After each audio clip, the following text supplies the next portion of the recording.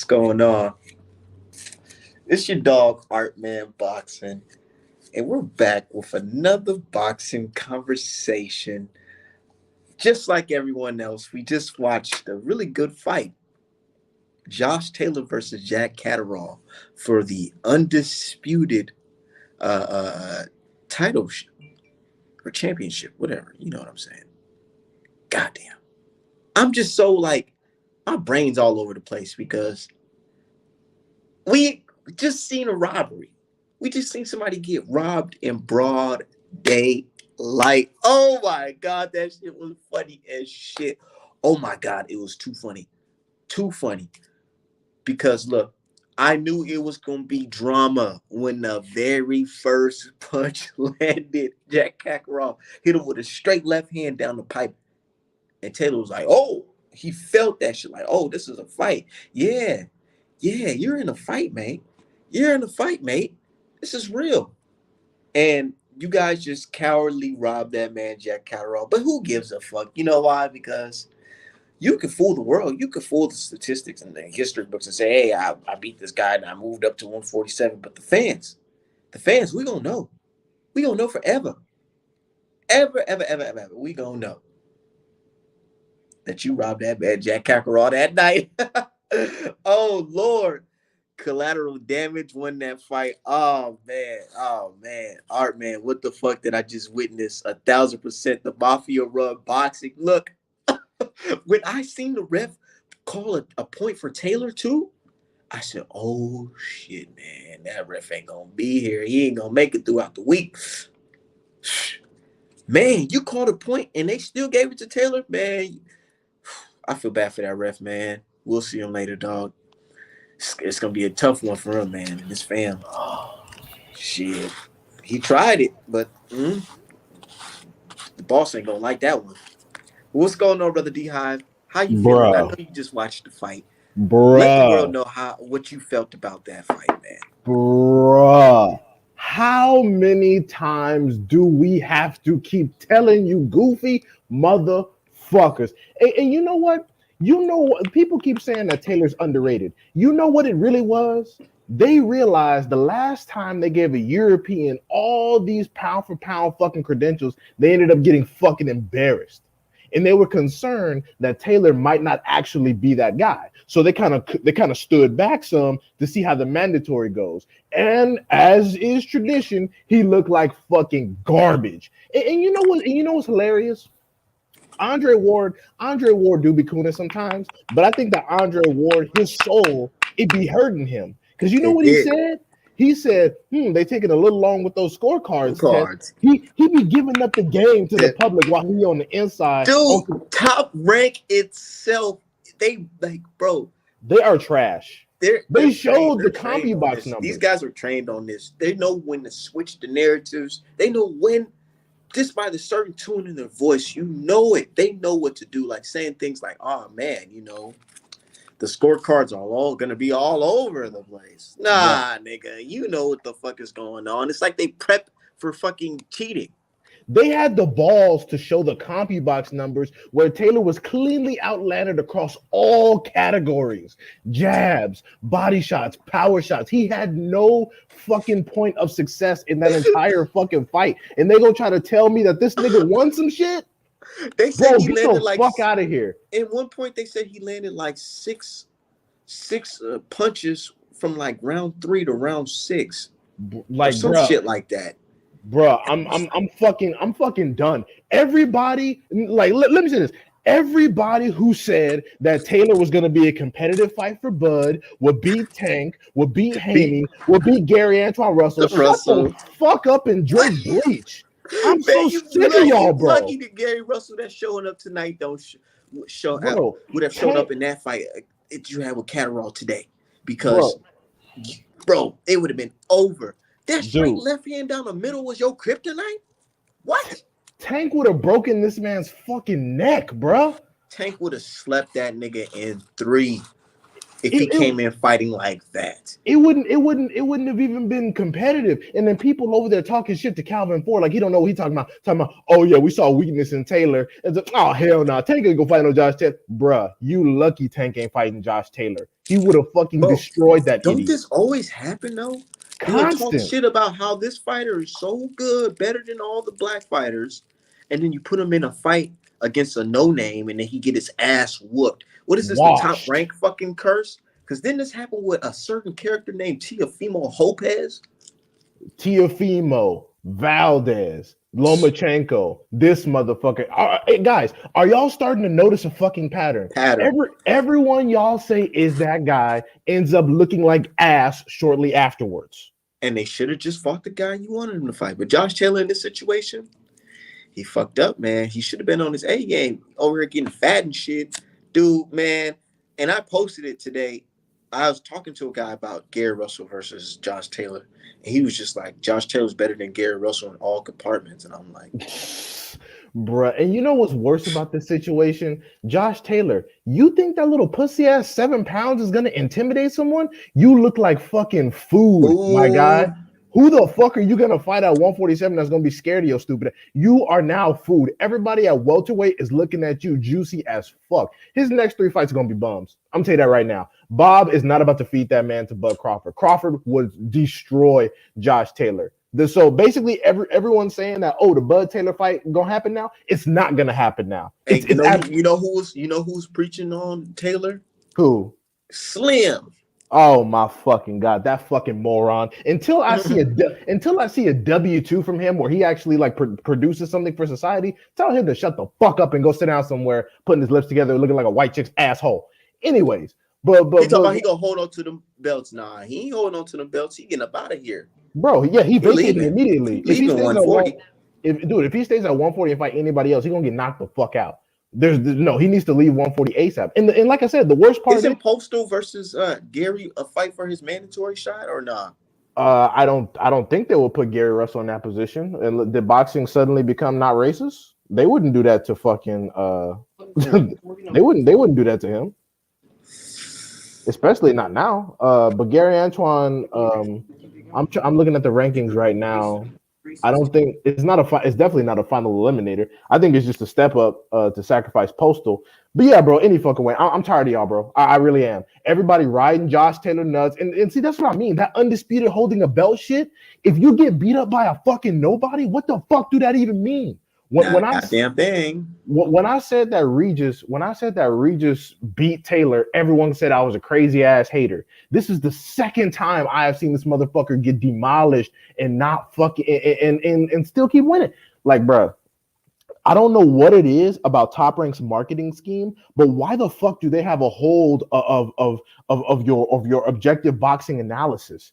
This is literally the same situation with Regis. Regis outlanded dude clean in all categories, and to top it all off, didn't even look as beat up. Definitely won more of the rounds, and somehow Taylor still got the fucking fight. Bro, I'm gonna say this. I even put it on Twitter. I'm like, I told Devin, I was like, Devin, if Catterall get this shit, nigga, oh my god, you need to fucking throw the WBC in the trash, take a pay cut, and just destroy this dude. I would keep it 100. Taylor, he do got some pop on his punches because I don't know if you've seen Catterall's face, but whenever Taylor was hitting him with them hooks to the body, man, he showed it in his face, but he kept on pushing. He was ready. He said, "Man, I'm motivated." And let's talk about Taylor Fury, or Josh Fury, because that's what he looked like tonight, fighting hella dirty. He had no choice, and that's one of my main arguments for why I was saying that Tank would probably stop him, because in order for Taylor to have any kind of effectiveness, he has to grab, he has to hold, he has to try to work on the inside. And I told people, if you do that with Tank, if you do that with Bud, if you try to do that with someone like Subriel Matias, Gary Antoine Russell, or even fucking Haney moving up, you will get hurt. That shit does not work on everybody. Gary Antoine Russell will throw like 5-6 punches in your midsection and back out. Dude, Gary Antoine Russell would have had this dude taking all of the knees. He would have uppercutted him, hit him in the liver, and he would have just quit. They want to talk about Devin Haney fucking clinching. Who was clinch masters tonight? Even between Regis and this fight, he held for easily 12 fucking rounds. He held for half of both fucking fights because he can't land punches from the goddamn outside. But when you try to tell that to people, oh, he's a masterful Man, boxer, blah blah blah blah blah. I Based off of watched. what? I literally watched the entire Taylor versus Regis today. No distractions, no nothing. I watched that shit and I said, bro, this is the guy y'all proudly calling y'all champ? Literally, bro. All right. I, Shit. I told you. I told you. He looked like Said shit. Taylor might be the dirtiest champ in the sport. Nah, he learning from big bro Tyson Fury. Yeah, bro. I even and the thing is, you had Taylor beating. I mean, you had Regis beating Taylor worse than I did. I had a 6-5-1 draw round. You had like 8-4, right? Who? You, The Regis. yeah, I had like 8-4. Yeah, you're right. I had an 8-4 because exactly. So, he easily lost the last 4 rounds in my opinion.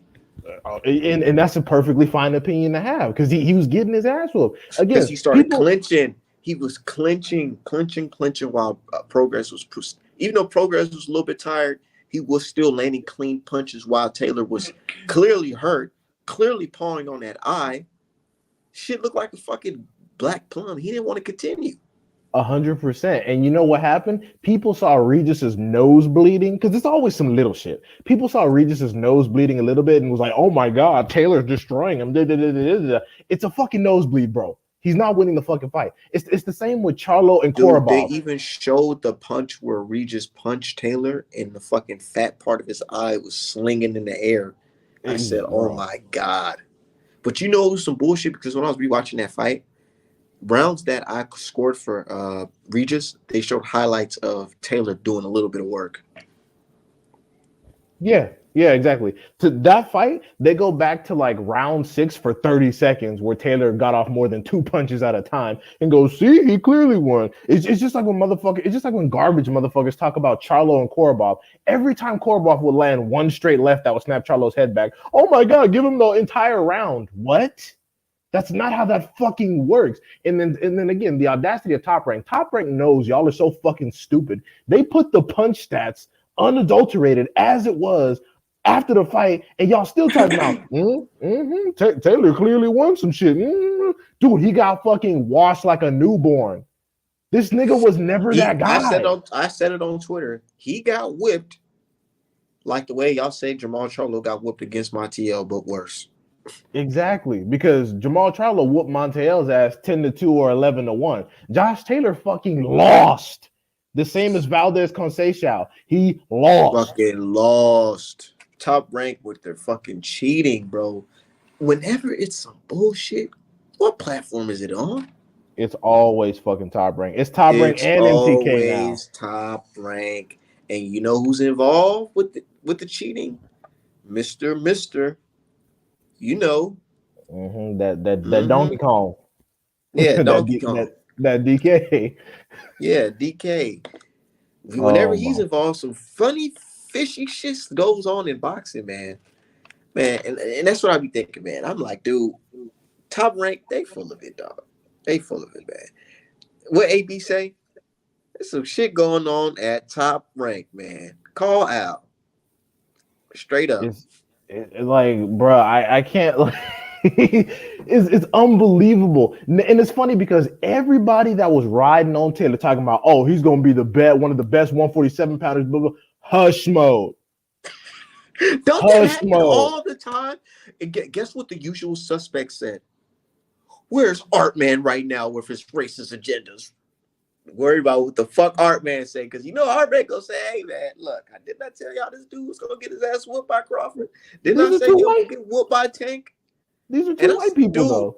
hey man, they got mad when I said this, but look, I said not even a couple weeks back, a couple of days ago, I said Taylor fuck around and lose to Barrios or some shit. And they were like, hell no, Art man, you're just trolling. Hey, does it sound like I'm trolling now? Oh my fucking Does it god! sound like I'm trolling now? And I that's what I'm find it. trying to tell y'all. You can have all these accolades, you can have all that shit, but the eyes don't fucking lie, man. We can clearly see the certain style matchups, dude. Certain style matchups, I knew Taylor would get folded by fucking Taylor by Tank and Crawford. Man, And Mark Riegel. Spence Now, and Mark Gary Riegel. Now you got Antoine. to talk about is what's his name? Is Josh Taylor gonna fight motherfucking Teofimo Lopez on a rebound fight? Because I'm telling you, he's Josh Taylor. Aside from the fact that he kept the belts, Josh Taylor is in the same exact situation as Teofimo Lopez. No matter where he goes, he looks like some fucking food. After this performance, I don't give a fuck how much weight you gain. You look like fucking food. And I'm not talking about from a power perspective. I'm not talking about from a speed perspective. As a general performance, who at 147 is really going to be fucking scared of you? First of all, nigga, nobody was scared of you off top. You hadn't. I mean, his resume was solid, better than Canelo's undisputed run. But who are the niggas he was fighting? Baranchik, fucking punching bag that only has one punch. Ramirez, decent, but people said he struggled against Postal. Regis, nigga, you lost. and people saying that Regis wasn't even that good. So you know, it's like who the fuck were they giving you all these credentials of? Nah, what happened was y'all stuck in fucking Canelo land. Oh, he's collecting belts. Clearly, he's the best. No, that's not how the fuck it works. And y'all keep learning this fucking lesson. And now all the niggas that were screaming, "Oh, Tank would never fight Taylor," are probably at the house fucking crying, praying to God that fight doesn't get fucking made. What fight? Tank versus Taylor. They are probably at the house praying to God that whatever happened in the Tank this year affects him to where he can't fight Taylor. What did Catterall do now? Catterall can't do shit now. It is what it is. He can't do shit. No rematch clause, no nothing. Yeah, who's he gonna sue? He signed contract, he signed the waiver, and it is what it is. He can't do shit. He better sit there and shut the fuck up and take that bread. For Kinahan to send him a message he ain't gonna like. Shit. The fuck you gonna do? Call Kinahan and come file a complaint? You gonna take that money and shut the fuck up? Yeah. You go ahead and try to talk some shit and sue somebody on a Kinahan fight and see what happened to your dumb ass.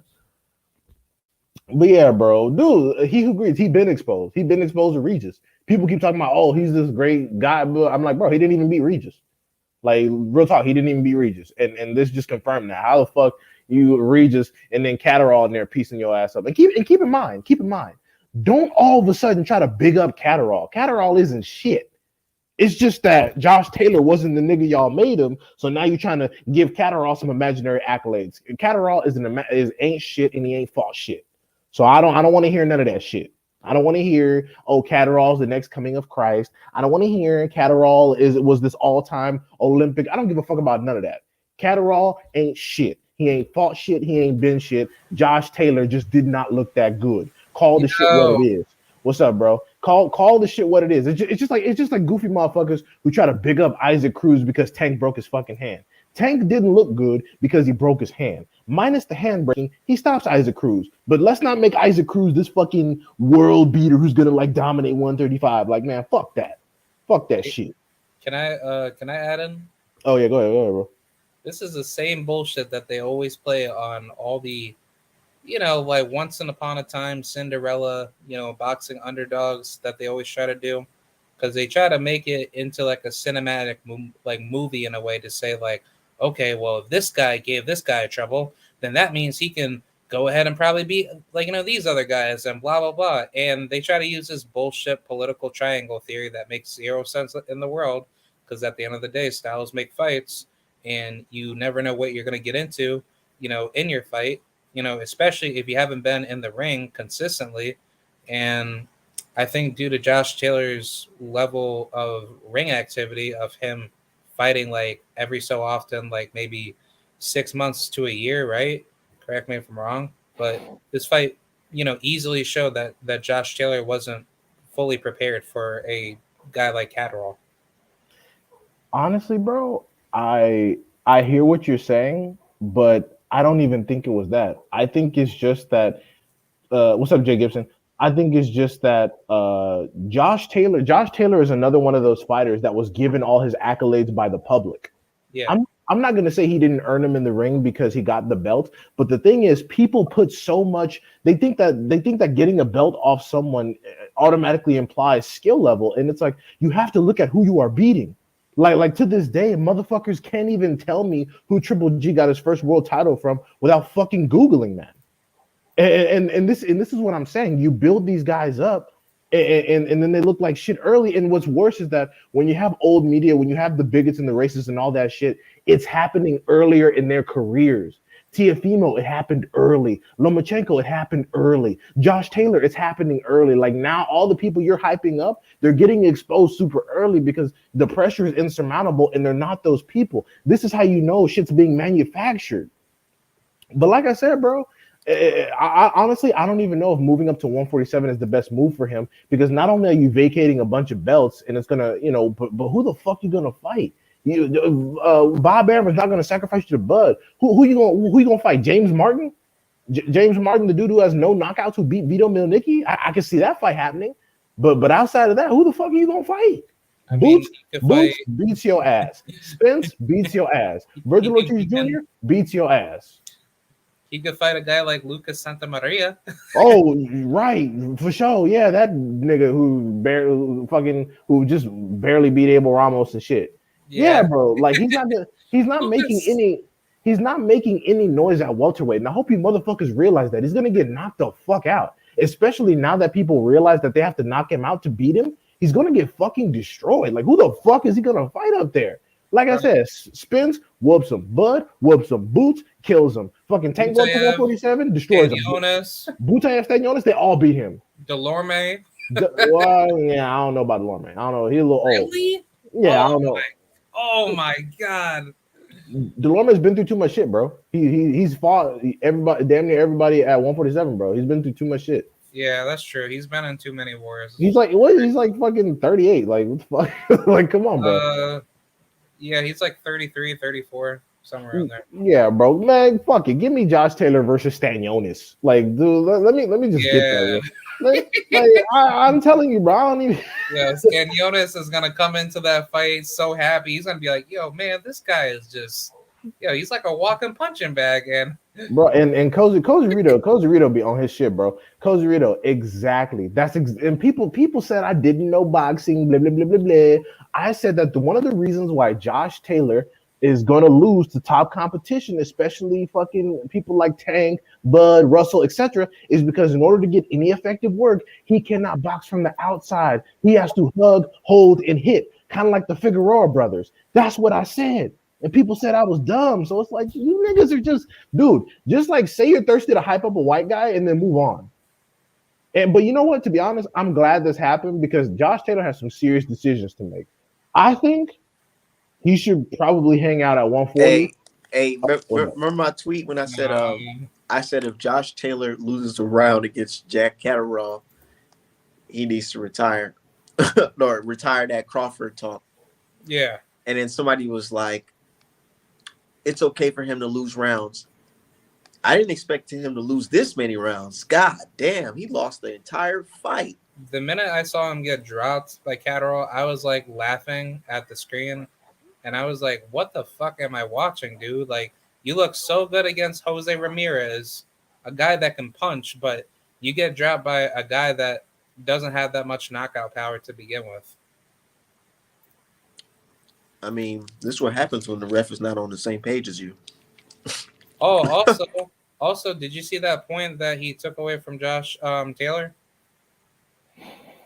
Yeah, I saw, bro. I'm not even gonna cap, bro. Tank needs to get on this boy ass and just like I don't even care if Tank vacates the belts after one fight. Just get over there, man. Smoke this nigga and then just be out.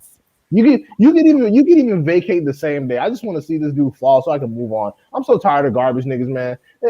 Motherfuckers accomplish a little bit and all of a sudden they're that fucking dude, man. Like Terrence Crawford didn't get this much credit when he became undisputed at 140. And people were like, oh shit, Terrence Crawford. I don't know how you're gonna do against Pacquiao. I don't know how you're gonna do it. Man, they over here riding this man dick. He get beat up by nobody. But it's like Terrence Crawford at least has enough separation in his skill set to beat, Yeah, if Terrence Crawford was in there, dude, the way Catterall was hitting him with them straight left hands, everybody would be shitting. What?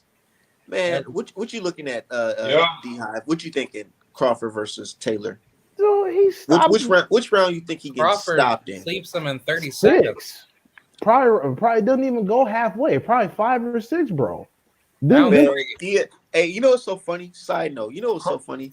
Where Mark Kriegel and them were trying to explain the situation with Crawford and Josh Taylor was so awkward because they're like, despite everything going on, that's still a Crawford. fight. Bob Arum said he'll still be willing to make that fight. That's cap, nigga. What That's type of shit is that, man? that is straight cap. Bob Yo, Arum. Bob Arum. Oh, what's up, bro? keep Josh Taylor. What's up, y'all? What's up? What's up? Yo, they're gonna keep Josh. They're gonna keep Josh Taylor far away from them top guys at 147. Hell yeah, Yeah. yeah. You got He to. had, yo, I'm sitting here watching that fight, y'all. Imagine him fighting Errol Spence. I'm not, Oh, and I'm boy. and I just said this shit on Artman. I just said that shit on Artman. Fucking Instagram. I was like, and I wonder why they never said Errol Spence's name. Because remember, he said Crawford, right? Mhm. Yeah. But he's never said Errol Spence's name, and I wonder why. But now we know why.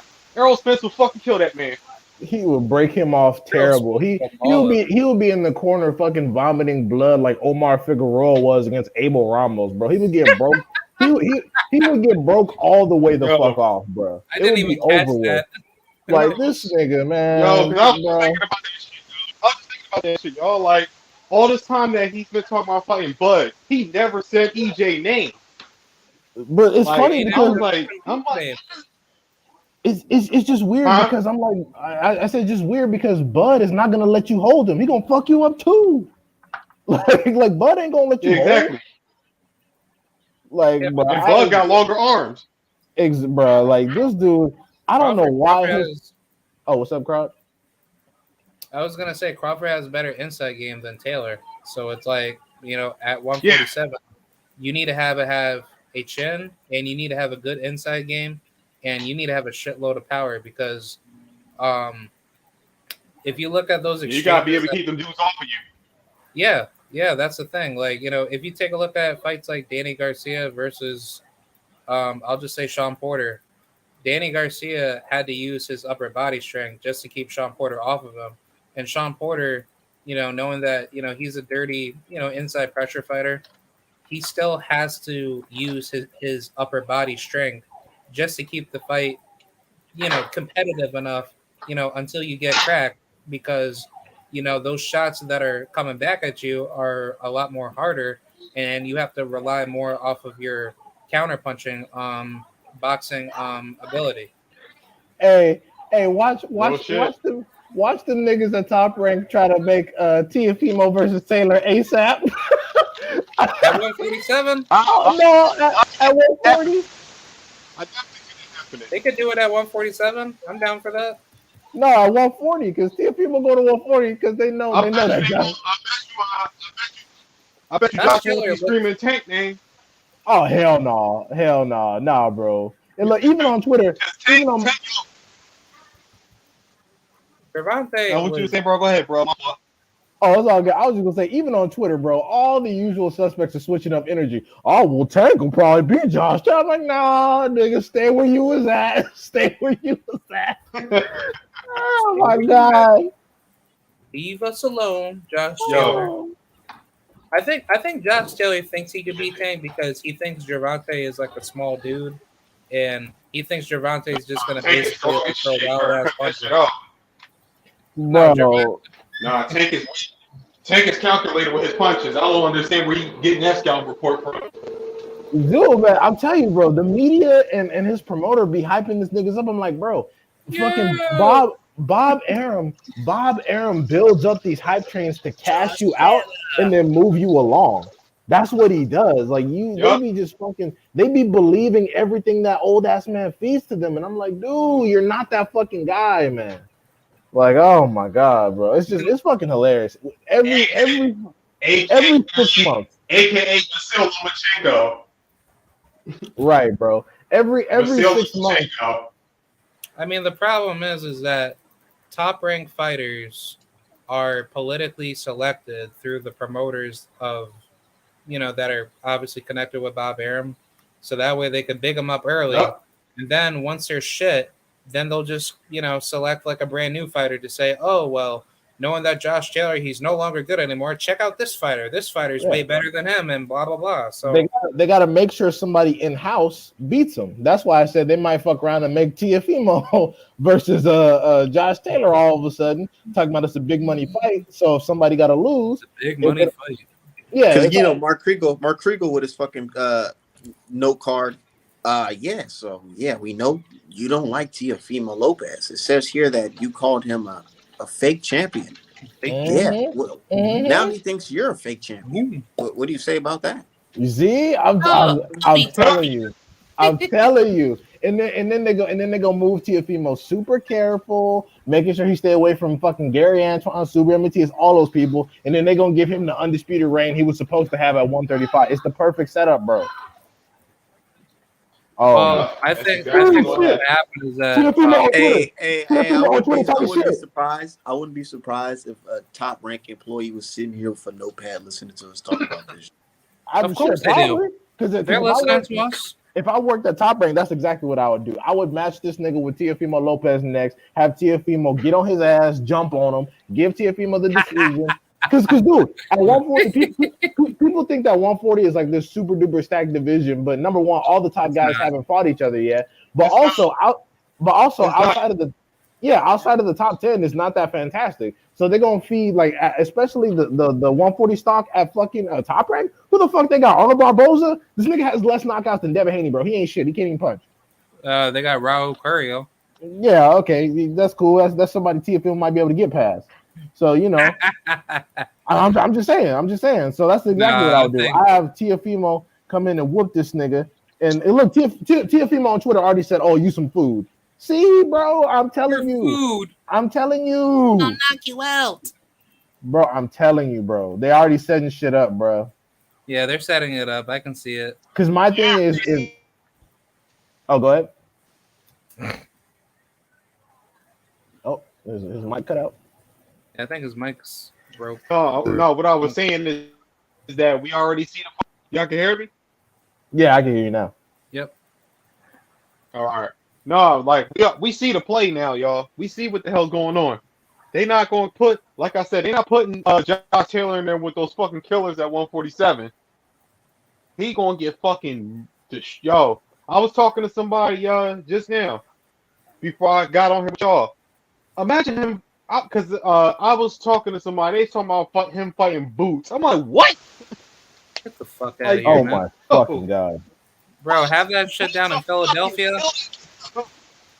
Dude, have that fight down in Philadelphia. Boots is the type of nigga to fight Josh Taylor for free just to prove a point.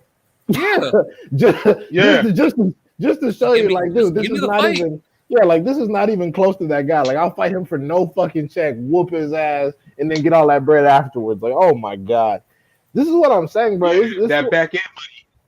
Exactly. This is why you got to fight the fight you're supposed to have, because you're over here struggling against nobody. And the thing is, it's not even from the physical standpoint, because I'm not saying that Josh Taylor won't hit harder at welterweight. I'm saying that the psychological standpoint. Nobody at welterweight is afraid of you. You all of your fear factor. I ain't afraid of him either. Right. All of your fear factor, all that power boxing bullshit, ain't nobody scared no more. The myth is over. Just like Teofimo and Lomachenko. We saw you get your ass beat by a motherfucker whose last 3 fights were split decisions, and some people thought he lost the last 2. Can't punch for jack shit, and he had you fucking leaking. Ain't nobody scared. Nobody is scared anymore. You're gonna get destroyed at 140. Yep. Niggas talking about, Tank won't ever fight Taylor. That's lucky for Taylor, nigga. Tank will fucking knock him out. I just don't understand why Josh Taylor would not show up to Gervonta's fights, but he would show up to Bud's fights. Because he feels at 147 he can actually do something with Bud. Because Bud is coming up from 135 himself. Whereas Tank, I know he's coming up from 126, but Tank at 140 is, bro, like, he's a little ass dude who can hit real hard. I think Tank got more power at 140 than he did at 135, 130. Yeah, I agree. That's scary. Yeah, probably shit. I mean, Gervonta says he's not comfortable at 140, but I disagree. Well, I mean, I think that might be his best weight. I think that might be his best weight class, to be real, because he's more athletic than most of the dudes up there. I think his best weight class is 135, but we'll have to see as he ages because he's sliding up on 30. So we just gotta see. I think But Gervonta man, I needs ain't to gonna clean lie. at 135, man. Just like I just don't like him. Gervonta's hardest fight at 35. Oh, my fault. Go ahead, bro. I don't know. Like I didn't say anything. Sorry. Yeah, whoever wants to, No, I was saying that I think Tank's hardest fight at 35 is no. I said I think Tank's hardest fight at 35. Devin's the only person I think that can give Tank any kind of issues. Outside of that, it ain't Lomachenko. It ain't fucking George Kambosos. It ain't Ryan Garcia, bitch ass. It ain't none of them dudes, man. Yeah, I agree. I think that Haney. Yeah, I think that Haney is his toughest fight. I think Lomachenko gives him a tough fight, but I don't think he fucking wins at all. I think if Shakur move up No, to he gonna 135, get he'll some. give. Yeah, I think if Shakur move up to Oh 135, yeah, he'll give Shakur. Tank Oh some yeah, Shakur. problems. But Tank, I think Tank stops Shakur. I think the only person that beats Haney, I mean that beats Tank at 135 is Haney. Yeah, That's just because me. Haney's skill level is top notch. I think Haney's skill level is top notch. That's just my opinion. Yeah, and then people were talking about Josh Taylor will beat fucking Haney easily. I'm like, bro, what are y'all just yo No, no, no. Mm-mm. mo Devin. Mm-mm. and the thing Mm. is, I didn't need this fight to happen to know that. Like people just talking, people just fucking running their mouth. Oh look, fucking oh look, fucking Taylor's this, Taylor's that. I'm like, bro, people just talking. Yep.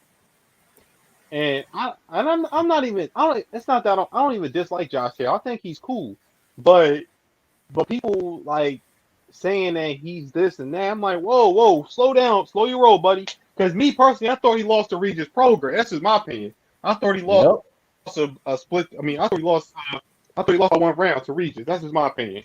But Mhm. he got the hometown discount. Yeah, that's what I told He got the people. hometown discount.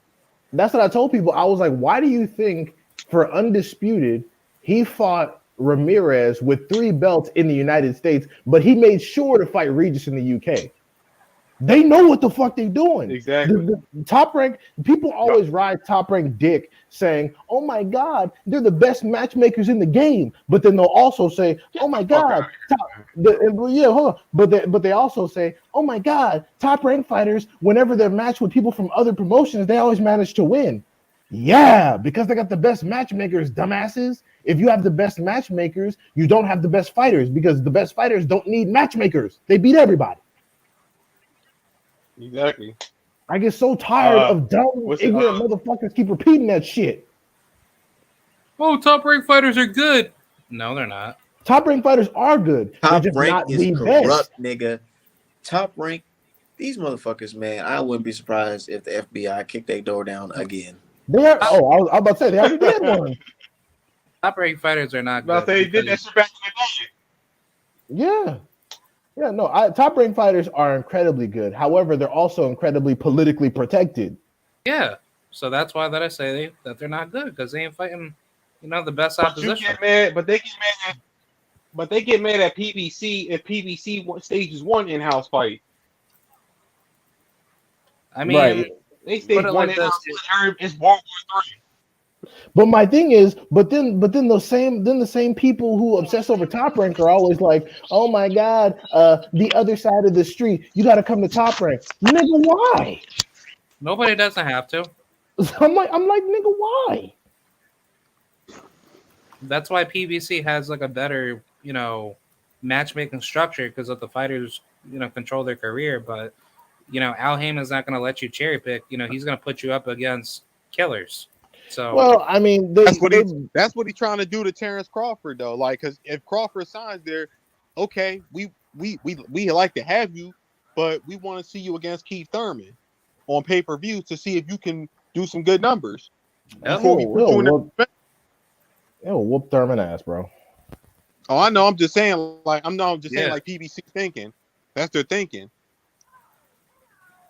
Also, PBC Just like has just like Canelo just got done fucking ducking Charlo and Benavidez, and he took $20 million less to fight Bivol and Triple G.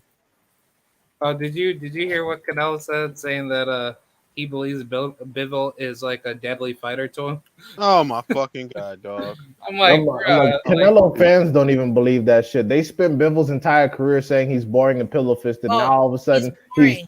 now all of a sudden he's the fucking monster from Mother Russia. And keep in mind, Oh, I'm one of the people that think Bivol is actually an elite fighter, and I'm cool with the fight happening. But I'm saying that for Canelo fans, y'all can't switch the fucking energy. Either Bivol is trash or he's not. Y'all said he was trash his whole career. Now all of a sudden y'all trying to switch it up, saying he's some fantastic ass nigga. Like, nah, you can't. You gotta keep it consistent.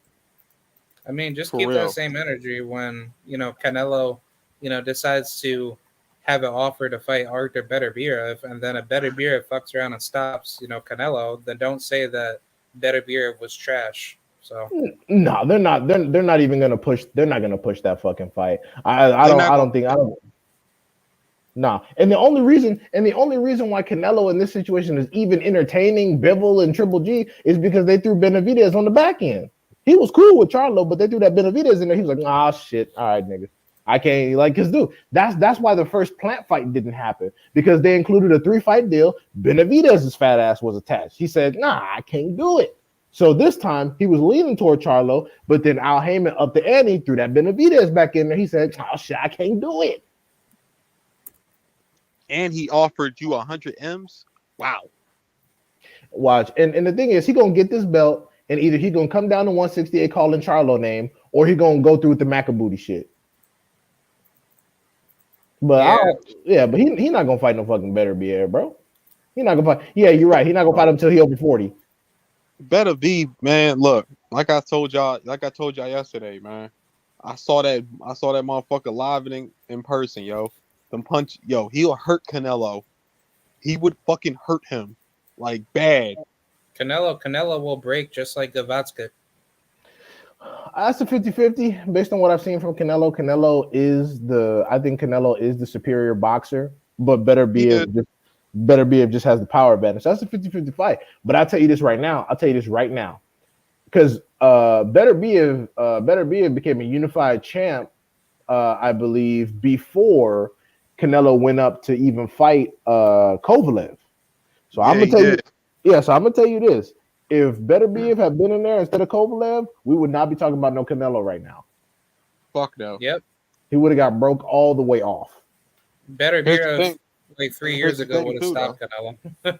Here's the thing too, because remember, Kovalev was still champion when Beterbiev got the unified title. Kovalev didn't bark up Beterbiev tree. Nope. Not at all. He kept Bibble's been staying away from fucking Beterbiev for years. Exactly. He could have been unified some shit. Bivol ain't talking no shit. Bivol been talking about Canelo. He been talking about this. He been talking about that. He ain't called Beterbiev. Nobody want to see that crazy ass nigga. How will Bivol being Russian affect the Canelo fight if the war gets worse? No, he ain't in Russia for what? And not to mention Russia is going to be on the winning side. So I don't see why that would have anything to do with it politically speaking. I just think that because all the sanctioning bodies recently announced that no more fights will be held in Russia, so that's gone. But I think it's just gonna be a little awkward for Bivol doing press conferences and shit, and he can't wave the Russian flag around because that's gonna be weird. Niggas gonna be kind of offended at that.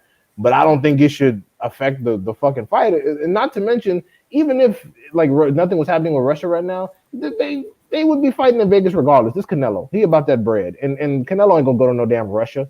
No, Canelo would get robbed. I mean, shit, Canelo might I mean, Bivol has what it takes to beat Canelo. I just think that, again, because Canelo is, politically protected, I think that Bivol might actually beat him, but he's just gonna lose on the scorecards because you can't beat Canelo on the scorecards. Yeah, you gotta knock his ass out. No, you can't. No, you Yeah, can't. you gotta sleep him. Scorecards, yo. You gotta Because sleep him. like I said, even the last fight, I thought Plant was up. And then I looked on the scorecard. They had him down by 5 rounds. I'm like, what? Plant? Yeah. Oh, yeah, definitely. I thought Plant was winning. And I saw the scorecard. I'm like, hold the fuck up. What the hell? Like, what the fuck was y'all watching? Basically watching a white man beat the shit out of a Mexican. It's like I had it a draw. I had it with fucking Sambo Bradley had it. Sambo Bradley had a 5 apiece. I had a 5 apiece, but it wasn't. It And wasn't. I'm even cool. I'm even cool with that. I'm even Cool. cool with that, D-Hop. I'm cool with that. But don't fucking sit right here and try to tell me Canelo was up 8-2. Yeah, nah, that's cap right there. No. Motherfuckers had him like washing plan. I was like, based off of what? Well, Plant, Plant is Plant landed more punches, and it was Yeah, clear as day. Plant was He was- landing more flusher shots. Canelo wasn't landing shit. Exactly. Canelo was missing everything, damn near. And people want to say Canelo beats Charlo. Like Charlo what world makes hits you harder than think- Plant, way harder than Plant does. Charlo, like every time Charlo steps up to the quote unquote toughest opposition, He steps up. he beats the living shit out of those contemporaries. That's true. But compared to Caleb Plant, as much as I do respect and like Caleb Plant, he has a good chance of beating them. But when he's taken to deep waters, he hasn't been brought to that level. So what Plant had exposed out of Canelo was that Canelo, he cannot beat a pure boxer. He loses. Fuck no. No. No. But put him in there with Charlo that has the ability to box and he could punch. Canelo knows what's going to happen. So And here's the thing, too, though, y'all. Here's the thing, too. Charlo knows he's not going to win on the scorecard, so he's going to go for broke. Yeah. that nigga will have to. But also, look, Charlo is not a pure boxer. We know this, but I am going to say that, and he's not. With all due respect to him, he's not a slick fighter, and that's okay. No. You don't have to be any of that to beat Canelo. But Canelo. yeah, you don't have to be slick. But what I will say is that above 160, that's not going to be no cakewalk for Charlo. If Charlo doesn't come in bombing, he's just going to end up either getting stopped or losing a bullshit decision. Because I know for a fact that juice or no juice, at 154 and 160, Charlo and Andre beat him, which is why he didn't want either one of them, and why he probably still don't want Andre right now. But at 168 or higher, that's a very difficult position for Charlo to be in, not only skill-wise, but just physically. And the juice. Yeah, so I'm just keep it like that. What's up, Julius? What's going on, guys? How y'all feeling? What up, big homie? I know Julius. Man, about I'm to feeling good, man. Hey, I'm laughing because I'm not even surprised that Taylor-Catterall got robbed. I was just sitting back like, dude, this is a funny shit because this is giving me all the ammunition in the world to tell them dudes to go go where the sun don't shine because for fucking months they've been telling us that this guy is better than Tank, better than Gary Russell Jr., Antoine Russell, better than Crawford, better than Haney. Well, listen, guys. The guys that been on the show or that been listening, I've been telling y'all for a long time something that's a little unpopular. I told y'all that Regis Prograis can't fight, and I told you Josh Taylor can't fight. But I know, the guy had 4 titles. It's a lot of bad boxing out here, bro.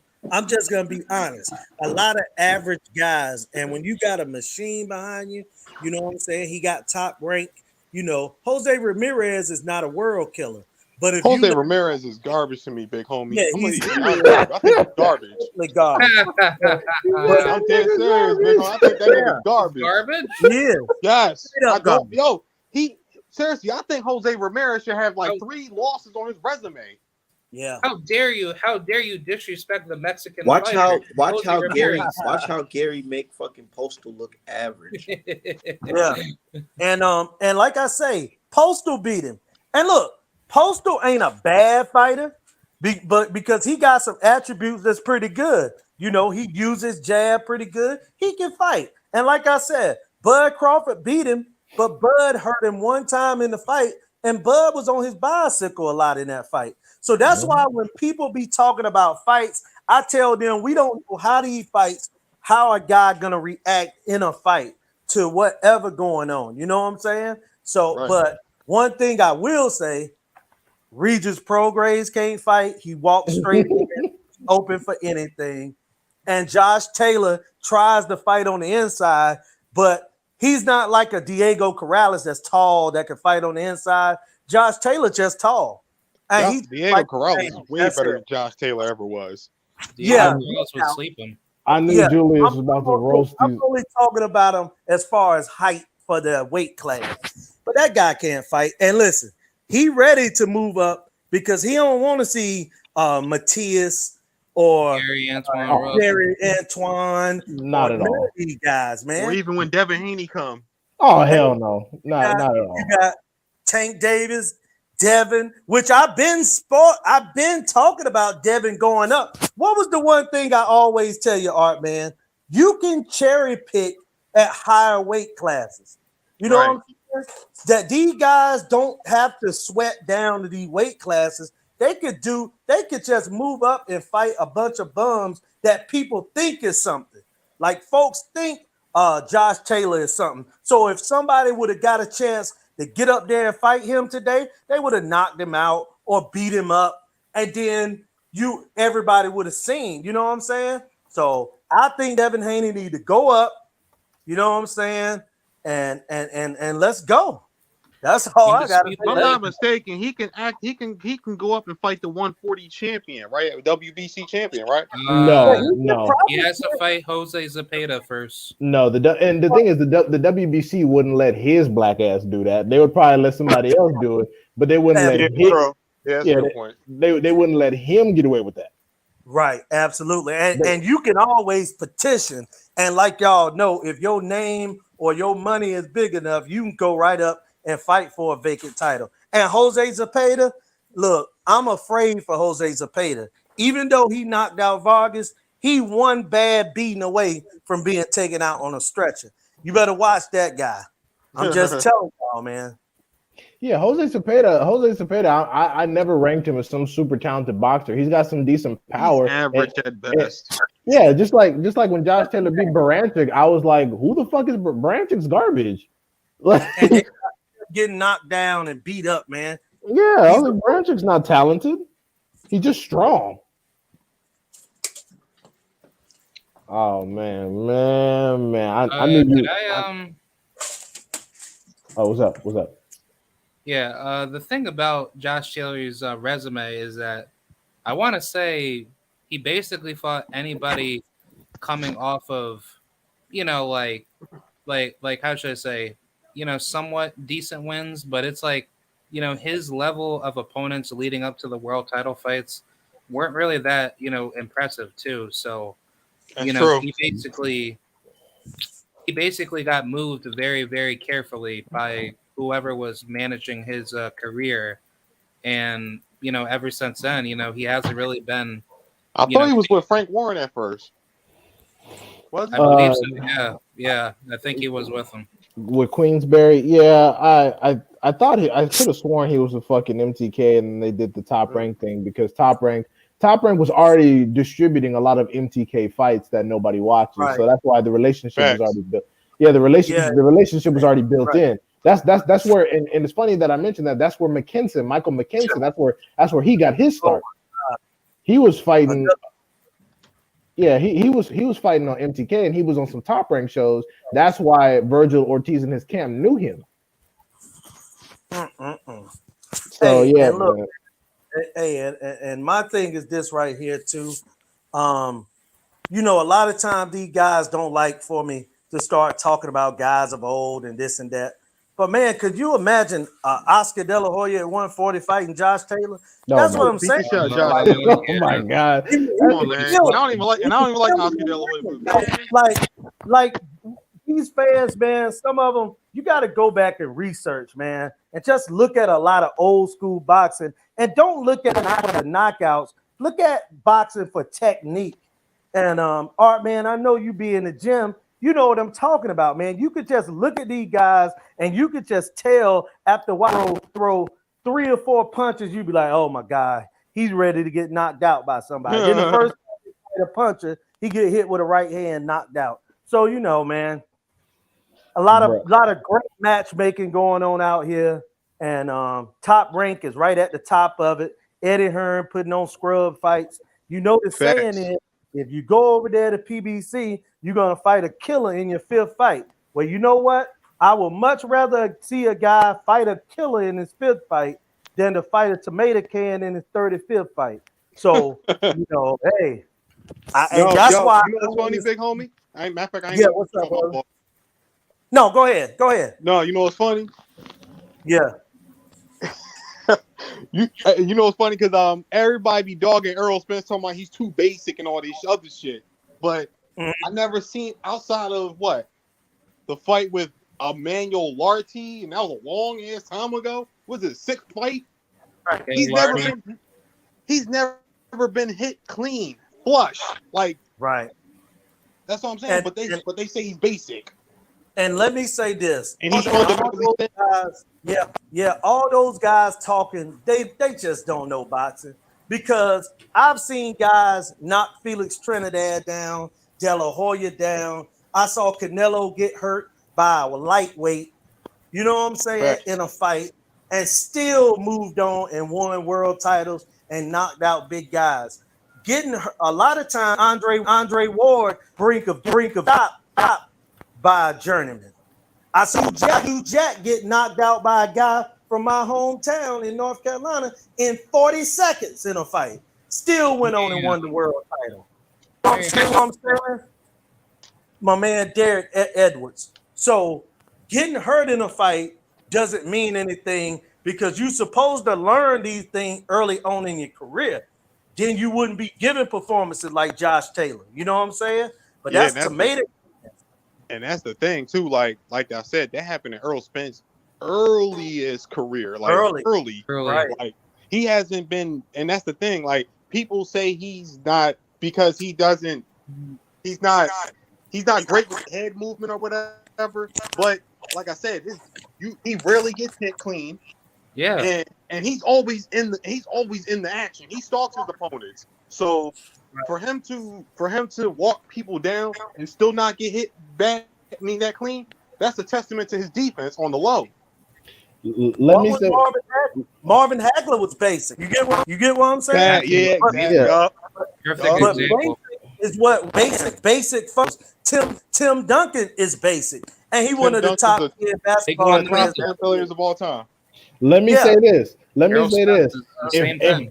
If Gary Antoine Russell get on Postal ass and stop him, if anybody from 140 needs to be fighting Terrence Crawford, it's Gary Antoine Russell. Hey, look, man, Gary Antoine is on the Ennis level of he just hasn't been in the spotlight since the Olympics. Yeah. He moved in way, but trust me, they on the same talent. You know what I'm saying? But I agree with that. And he beat I'm a Philly guy. Booth is my man's, and Gary beat him a couple times in the amateurs. Yeah, beat him twice. Beat him 3 out of 4. So I mean, man, happened, bro. But like you said, it's the amateurs though. Like you know what I'm saying? Because fucking Ryan Castano beat Earl Spence. I don't think he would have a chance to beat Earl Spence in the pros. But it shows you how good Castano is because Castano is a good fighter, though. Get what I'm saying? Very good fighter. Castano was amazing. But the problem with Castano is like a lot of Latin American fighters, when these guys get that money, they pull them off their Donna. You know what I'm saying? Roberto Duran. They get out of shape. Yep. You know, they start eating. They start having sex out on the islands. And, start drinking and all types of shit. Cocaine, alcohol. You know, that's how it is. Like Edwin Valero. Yeah. Edwin Valero. Man. Ain't that the dude that killed his wife and shit? Yeah. Drug-induced rage. Me. And people, I remember hearing about him I remember hearing about him because they was trying to match him up with Pacquiao back in the day. Right, Pacquiao with a star. Yeah, Pacquiao probably would have beat him. I find it fucking hilarious as shit how all of the UK is saying Catterall fucking won, but then we got US niggas over here talking about Taylor won that. I'm like, nigga, shut the fuck up, bro. Like, shut the fuck up. Oh my god, like, stop talking. Black people coming for a white man. Hey, you know how the Yeah, the fans Josh here Taylor won sold that on fight, promoters. man. Yeah, they sold on promoters here. So Top Rank is they sold, you know, so ring soldiers, bro. They be and they heavy. You know what I'm saying? My thing is, they just want to say Josh Taylor won, so they don't have to yet again look stupid for all the shit they said about him. I'm like, no, That's you true. look, yeah, I'm like, no, you look dumb. You don't know what the fuck you're talking about. Top Rank hyped someone up. They Yep. said they were the best because they got the belts. You believed it, and now you don't want to deal with the fact that you're a fucking moron. And Bob said that Lomachenko and Ali said he was better than Floyd, Mike Tyson, and Muhammad Ali. Y'all remember that? Yes, of course, yo. Oh my god, dog! I almost shed a tear. Yo, Like what, you said, are we talking about? Hold on, y'all. boy.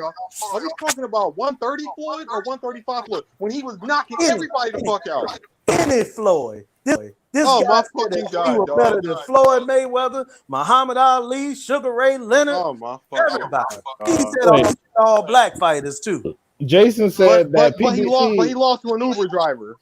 right. Jason said that PBC needs to feed Gary 2 fights a year. Who are the 2 sacrifices they getting ready to fuck up their career with Gary Antoine Russell every year? Exactly. That's a tall fucking order, bro. Oh, it's hard getting fights for Gary Russ. You're gonna have to get a guy like Victor Postal. Victor Postal will fight anybody. I don't care Yeah, what. he just want that bread. And he could Yeah, fight. that nigga got to go home and save his family. Definitely. And he They in the already done fucking said. they in the fucking strike zone and shit. But yeah, like I don't know how much new booty PBC can really feed to Gary Russell because it's like who at 140 what Brandon Lee? That's the only thing I can think of right now. After Well, Postal. Hutchinson. Yeah, Malik Richardson Hawkins, Richardson Hitchens. I mean, yeah, but Yeah. these are all potential stars that Enrico PBC is trying to Golovkin. build. About that, Richardson Hitchens is somebody they trying to build up. Yeah, they're trying to build him as because he has some Olympic credentials and shit. So you're gonna have Gary Antoine Russell. I like Hitch though. He cool, but you're gonna have Gary Antoine Russell I fucking seen get in him there fight. and ruin all their prime I spots. seen him fight in person. What's his name? Hitches. Yeah, Hitchens. I ain't gonna lie, the crowd was not impressed, but I was impressed. The crowd was looking like, You know what I'm saying? I don't think You know Richardson how it Hitchens is, will you know how it is, man. They always do that to the black guy. Right. He's good as a pure boxer, but he can't take hard shots. I remember seeing a video one time. A guy put out a video and he was talking about Lomachenko footwork, right? Oh my fucking god, dog! His I'm footwork gonna and drop his head something. movement. Footwork and head movement. What head movement? The man got jabbed 2 times and moved around in a circle. He was dancing for 2 minutes and didn't throw no punches. And they said, "Good God, look at his footwork." The other guy landed 2 jabs on him. It's ridiculous, man. But they'll say boxing. But Richardson Hutchinson jabbing, moving forward, side to side. Oh my god! What the fuck? The problem is that somebody that is a pure boxer with no power usually doesn't No, get it's embarrassing. It's embarrassing with some of these dudes' analysis of boxing. Oh man, it's funny because it's a bunch of fucking copping pleas on Twitter. Everyone's like, oh well, Josh Taylor can still beat some of these people and blah blah blah. Like this nigga ain't shit. Shut up. Anybody. He ain't shit. And Catterall ain't shit. No shit at all. hey, bro, I'm laughing my ass off right now. Bro. I don't even want to go on the timeline on Twitter to see this shit because it's like, bro, what can you guys really say? What can you really say right now? What can you say? Yo, fellas, I gotta dip off because I gotta attend to my children. Oh, for sure. All right, bro. I'm gonna just hit y'all up another time. All right. All right, y'all. Y'all be good on her, man. Yeah, you too. Okay, Volt UK. I can appreciate that. Catterall sparred Mayweather and Canelo. That's cool. Ronald Ellis is Canelo's chief sparring partner, or one of them at least. How the fuck did he do? You see what I'm saying? Yildirim was Canelo's sparring partner. How did that work out? Also, Like so, Yildirim It's and Canelo great. had the. I think somebody has like my voice on background echo. Can you guys turn that off? I don't think it's me. Yeah, like my voice is on a background echo. Somebody has it, I think on it was speaker. Julius, but Yeah, I go Okay. think it's Julius. Yeah, but basically, like, the Canelo Yildirim fight, that was a fixed fight because Canelo and Yildirim, they were sparring partners till, like, ever since 2014, and Canelo and Yildirim basically, talked behind closed doors to actually have that fight made. It wouldn't have mattered. It wouldn't have mattered how good he wasn't going to beat Canelo no matter what, no matter who or how he sparred or like it doesn't matter. Like I'm not saying that Catterall was a straight bum, but I'm saying he wasn't any kind of notable. And again, this is why this is Jack or the usual Callum Williams. I mean, the thing is, the reason why you can't do that is because you can't say just because someone gave someone a difficult time that they're automatically super good. It's the same as, like, for example, look at Tank and Cruz. People were trying to hype up Cruz because Tank broke his hand and struggled. No, you can't do that. You can't say Tank is trash because he struggled with one fighter, but you also can't say someone else is amazing because he struggled with some fighter. Okay, you have to find a happy middle ground. Like so, Yeah. Josh Taylor. Yeah, so Josh Taylor, I never rated him incredibly high. Like I never thought he could beat Tank. I never thought he could beat Gary Antoine. I never thought he could beat Bud. A lot of other people did and thought those fights would be competitive. Jack Catterall fucking proved one of my key points. Now I'm not going to say that he's winning all these fantasy fights, but the case can be made. Oh, it's a fucking lie. Well, no, I mean Midwest. Technically, that's not true because name a time someone has gotten a mandatory title shot off. Yildirim was not Benavidez mandatory, you fucking idiot. Shut the Benavidez, fuck up. Yildirim was Benavidez mandatory, but the thing is, he lost. No, the he fight. wasn't. No, he wasn't. Yeah, I could have sworn he was. No, he wasn't. The WBC mandated Yildirim to become a requested mandatory. And then what happened after that, when Benavidez lost his belt off the scale, Canelo decided to swoop right in and say, "Hey, let me fight Yildirim." And then the WBC said, "Okay, like basically we're gonna have a vote, right?"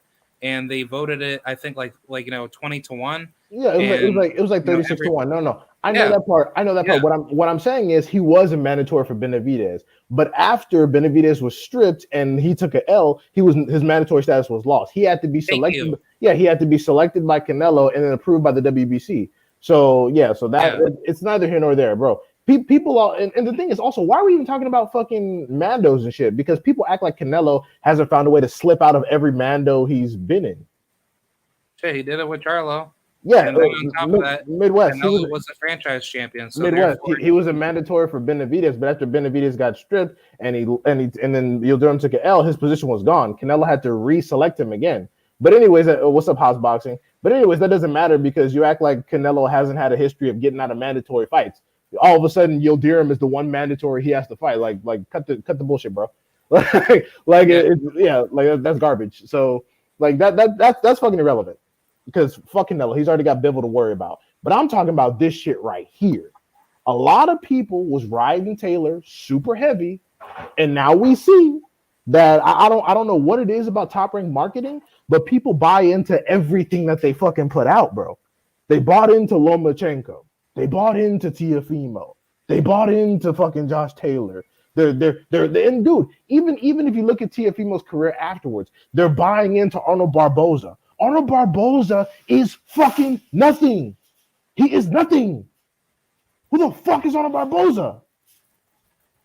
Like y'all, I understand that writing certain narratives get y'all some Twitter likes and shit, but it's not real, bro. It's not real. Art man, can you drop the link from Midwest? I don't know. He might have went to the bathroom, Midwest, but yeah, no, it's not real, bro. It's not real. And Midwest, if you're gonna come and try to argue that Canelo mess, we've already Nah, sorted I'm that here. out. I'm just Yeah, I listening, don't. I man. don't even want to hear that. I'm listening. I'm I'm gonna looking I'm at gonna provide the everything that's going article. on. Can y'all hear me? Yeah, for sure. I'm Actually, just use the looking at capital everything that's going stats. on, I have no and I'm energy. just like, dude, man. Even this fucking the country of UK, man, they're going crazy right now on Twitter, Yeah, dude. I'm gonna I post can't the even say link. nothing, dude. The Just UK. the word disgusting is trending in boxing. Yeah, because they know he lost. But look, in the private chat, I put the link to the article where it breaks down how Canelo requested Yildirim for that specific situation. And then I'll even post it in the public chat since I have a wrench. Okay, y'all can go read that and then we can all move on with our lives. Watch all Bro, the I know crazy haters. they said they had a panel and they agreed. Yeah, and the thing is, I don't even care about it anymore because Yeah, because Canelo, everyone agrees that Canelo can fight whoever he wants, bro. but then we're over here stuck on Yildirim. Like, I literally posted, bro, 3 years ago. I was at that fight, Yildirim versus Anthony Durrell, right. and I said, man, you couldn't tell me fucking 3 years ago that this guy fighting Durrell would be fighting Canelo Alvarez over Charlo and Andre. Yeah, it is what it is. Like, you Canelo's can't. the man. Why the fuck? If Tank can fight who he want, why Canelo can't fight who he want? Or matter of fact, this is who he wants to fight. Yildirim. Yeah, like I said, for anyone who wants to argue about it, I put the article in the private and the public chat. Go crazy. Oh shit! But Mr. Midwest is in the building. Hey, Midwest, were you Yeah, man. talking Oh, here we go. were you talking some pro Josh Taylor Yeah. talk or what? It's 'Cause I like swear you first. was. I swear First, you was. I gotta correct Crod first. You got your timelines mixed up. One, Benavidez requested Udrum to be his man, though. That's Really? how he got. Yes, that's how he got put in that position. Two, he didn't lose the position because he lost. He got Mando position after he lost. Y'all gotta remember, he lost. So why did Anthony Durrell beat Yildirim, and Yildirim was out of the ring for 2+ years prior to But fighting? I never heard anything about Benavidez requesting Yildirim as his mandatory. Where was that at? Yeah, that's what I'm trying Hmm? to wrap my head around. But I mean, if you have new information, then bring it up. Because I thought Yildirim, he was basically out of the rankings ever since he lost to Anthony Durrell. And Yo, hold on. Breaking news, y'all. Breaking news. uh-oh. It says Patty Power have announced that they are refunding bets on Jack Catterall to win and have described the Oh, split decision for Josh Taylor as an absolute robbery. Bro, they're Oh, refunding no. the people. bruh. Oh my, bro! Yo, I I said was top about to rank. I fucking tagged top rank. I said, bro, this is not a I good was look. about to fucking This bet is on not a that good too. look. This is not a good look. Dude, niggas are gonna get I was real gonna life bet. murdered. Niggas are gonna get real life murdered over this fucking over these betting situations. Do you know how many bookies are putting suppressors on their pistols right now? A lot of Like, people are bro, gonna get killed, motherfuckers are man. gonna get killed over this shit if they keep fucking around, bro. Yep. Shit's getting wild, man. What the fuck?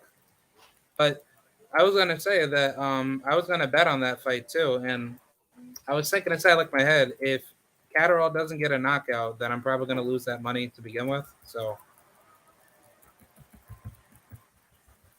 Wait, also, I'm doing my research on the situation right now, and what I see is that after Yildirim failed the drug test but was cleared by VADA, Abney Yildirim requested an Anthony Durrell rematch. But because Durrell went into the Benavidez fight and lost, that's why the situation with Yildirim and Benavidez even happened in the first place. Yeah, That I'm telling you, he didn't that lose. He never lost Mando position.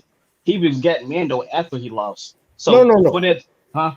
I was gonna say that's not what I'm reading. I'm reading that he did lose the position, but his team sent in a request to Suleiman to rematch Durrell, and Durrell lost. That's why the Benavidez and Yildirim situation happened.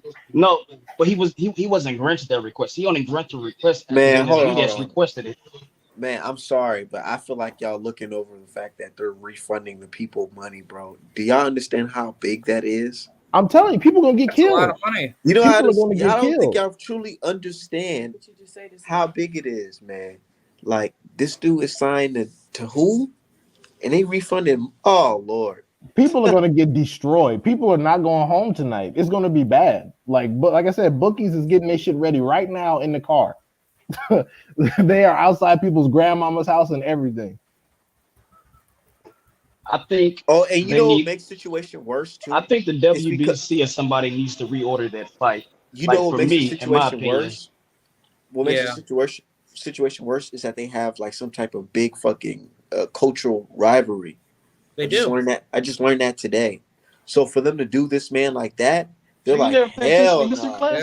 motherfuckers gonna kill Yeah, they're somebody, gonna man. order that man. I don't know. I don't know, man. I don't Yeah, because know, the Scottish and British people don't like each other, so Yeah, because the bro. They're Scottish people talking about are the it black folks of the UK. nigga. yeah, They they ain't are. talking about refunding You nobody never Mike watched that Fox no motherfucking damn movie with money. Mel Gibson when he was Well, on William what's his name? William William Wallace. Wallace. Yeah, you never watched that movie? I mean, I knew about their conflict before Braveheart came out, but but yeah, that is a good example. But yeah, no, like I said, Scottish people are the niggas of the UK. That's why I fuck with them. But after this, I'm out here looking raggedy. I'm supporting garbage. Yeah. I'm I'm supporting garbage. Like, oh my god, Oh, let me tell you a story that I got from that one Nigerian fighter that follows me. I don't know if y'all know him, but his name is Radijay Obaro, yeah, and yeah. yeah, and what he told me is that out in Nigeria, they have this like weird political system of giving certain fighters victories, and if you look at the box rec of those fighters, a lot of those victories are like victories against people that are unknown, and the judging and commissioning sanctioning bodies out there are like very corrupt and shit.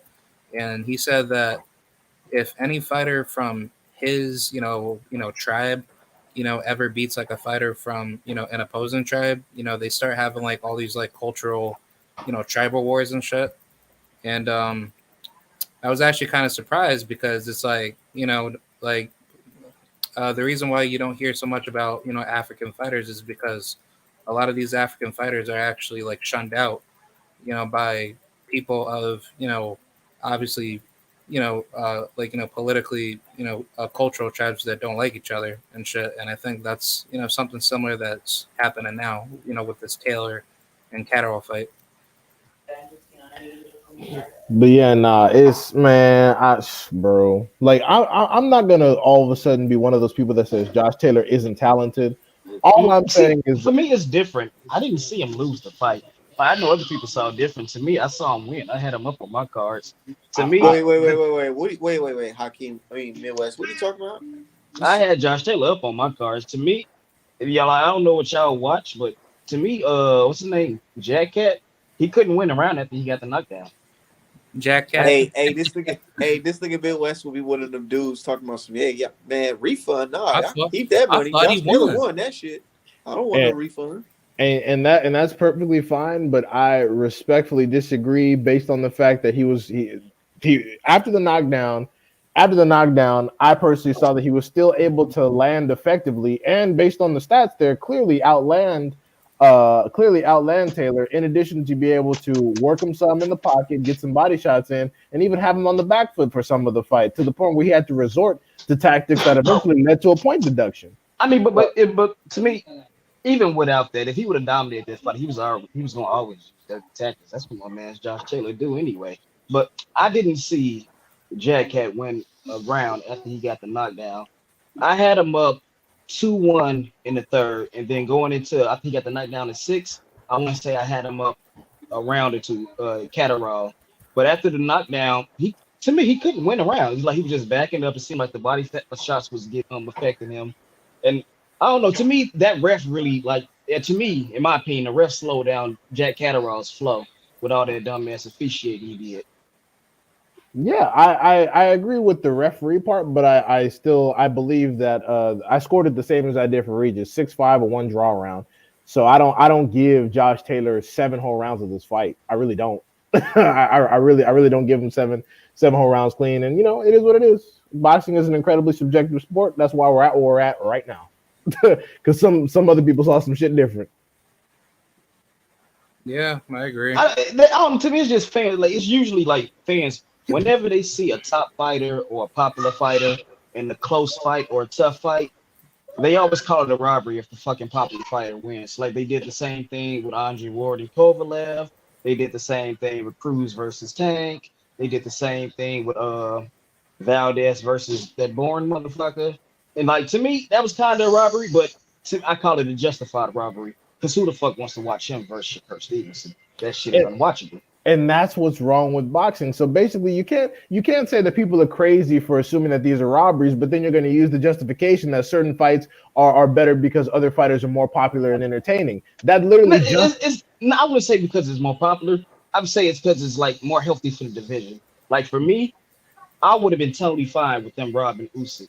I wouldn't have gave a fuck because I know it makes better for a better undisputed fight. The fight is bigger, the fight is more competitive and shit like that. Now the fight not that big. I truly don't. I feel like nobody gives a fuck if Usyk gets inferior. and to be honest, bro, that's the entire problem with boxing, and that's why people have such a big problem with this, because you're literally describing to us how these people think when they're initiating robberies. So when you're justifying the logic behind a robbery, you can't then say motherfuckers is crazy for calling some shit robbery.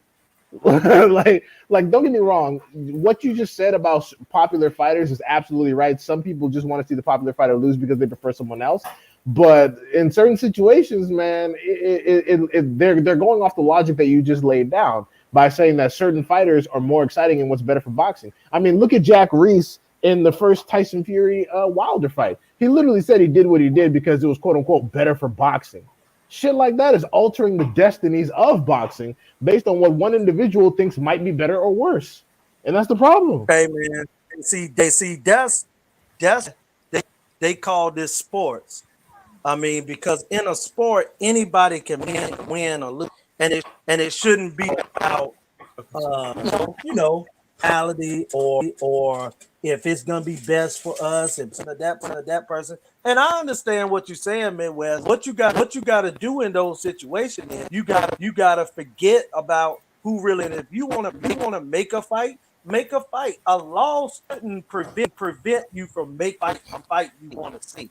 That's what wrong to me with boxing is that but too much is on a win or a loss. If you feel that this guy matches up with that guy, man, just make the fight and be about it. You have to lie to us and say, "Oh, this is the best that is in the world." No, you can say this. We're gonna make a fight about everybody want to see. This is a fan friendly fight, but don't just rob a guy for the. It's gonna be better for boxing because you're only talking about yourself. It's gonna be better.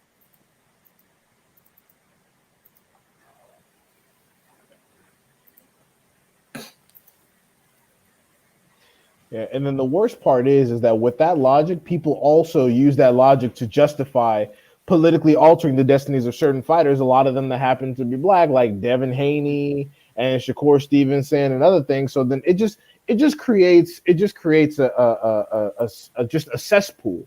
It creates a cesspool. It creates a whirlpool to where, okay, well, fine then. We don't need boxing. We don't like. To me, you can't say the best need to fight the best if you're willing to truly screw the best over and let whoever fight whoever for the sake of entertainment value.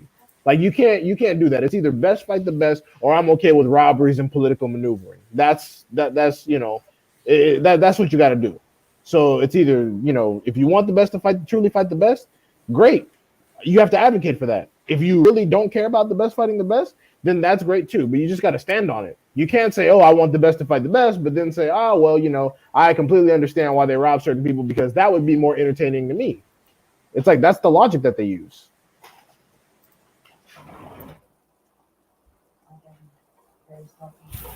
That's Did y'all man. see Andre Ward's scorecard? I have a screenshot of it. The 11th round. He had fucking Josh Taylor up.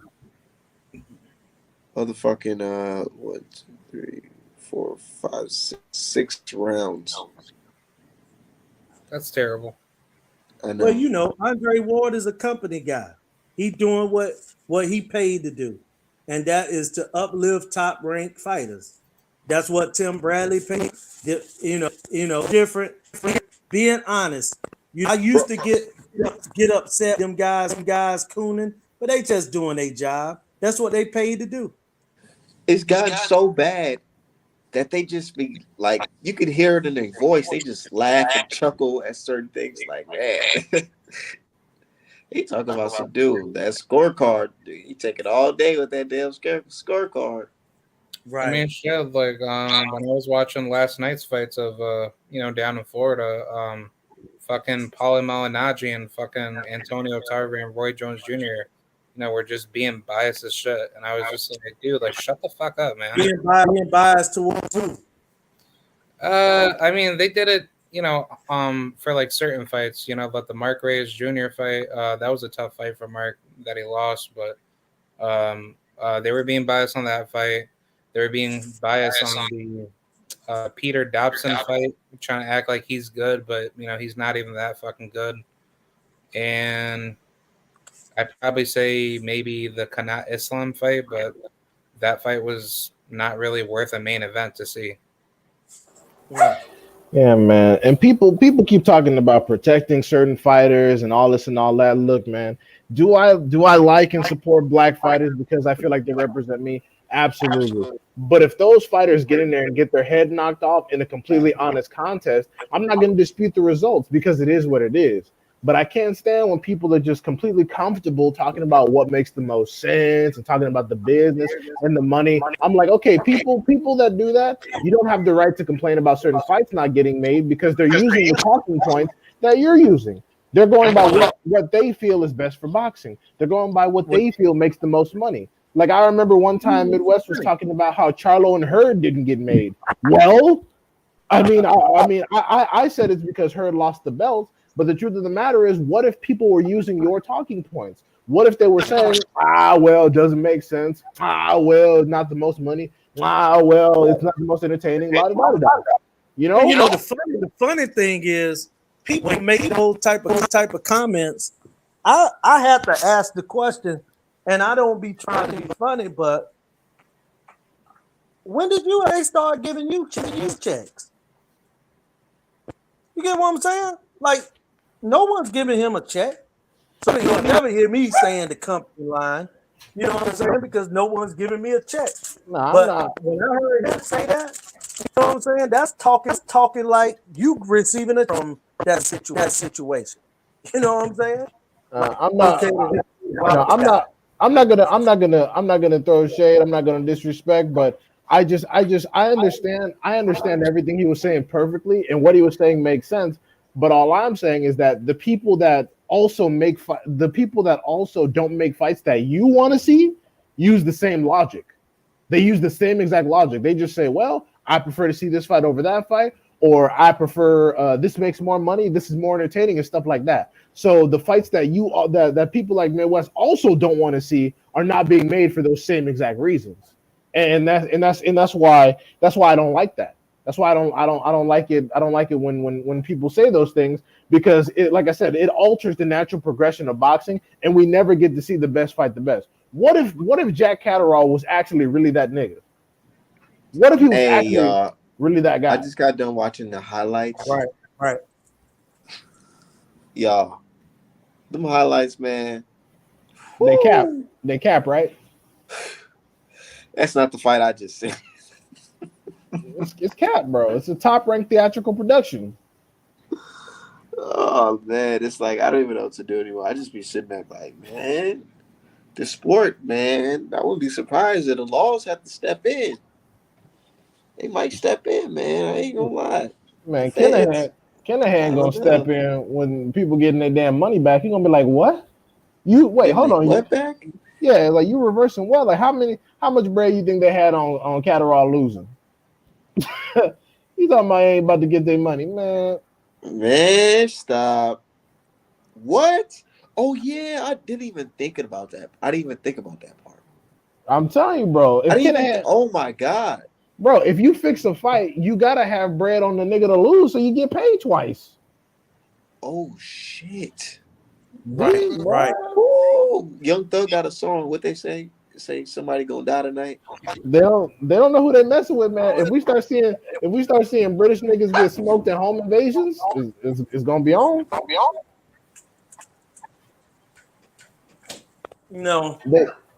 It sound a lot like y'all know the Raging Babe, right? Yeah, I know her goofy ass. When she made that comment that was better when the mob ran it. See, that all these people are cool with Callahan and the dope money and all that stuff, man. Because them promoters get paid, so they don't care if the fighter get robbed or not. I wasn't trying down Midwest throat. I just want him to see that under your favorite fighter gonna eventually get robbed as well. You know?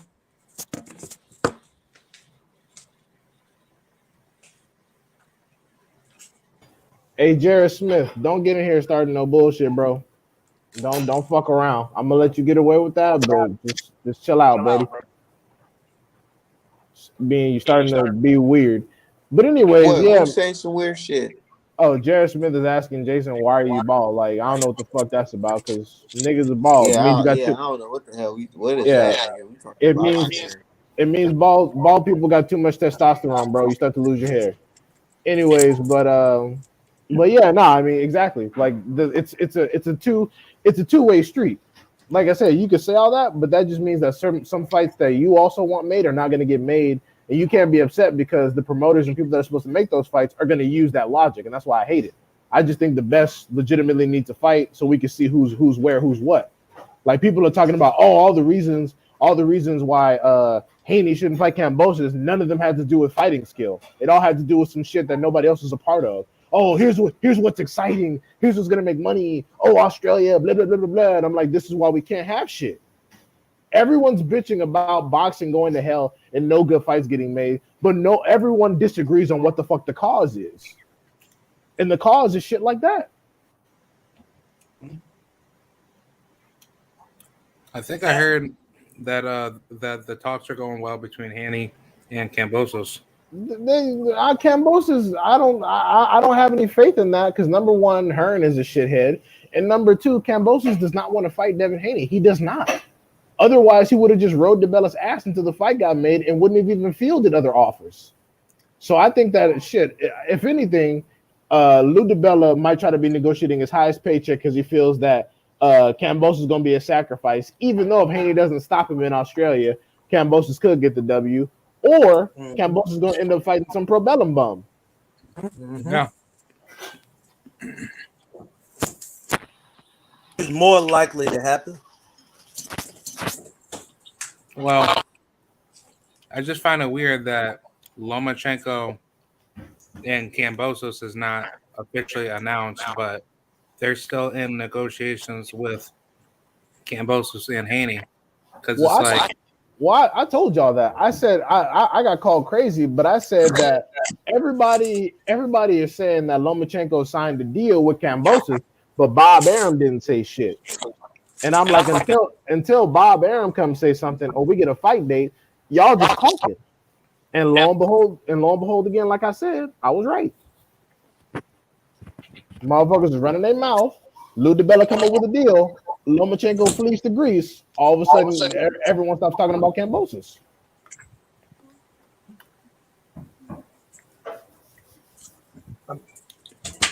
I just want to see Kambosos get his ass whipped.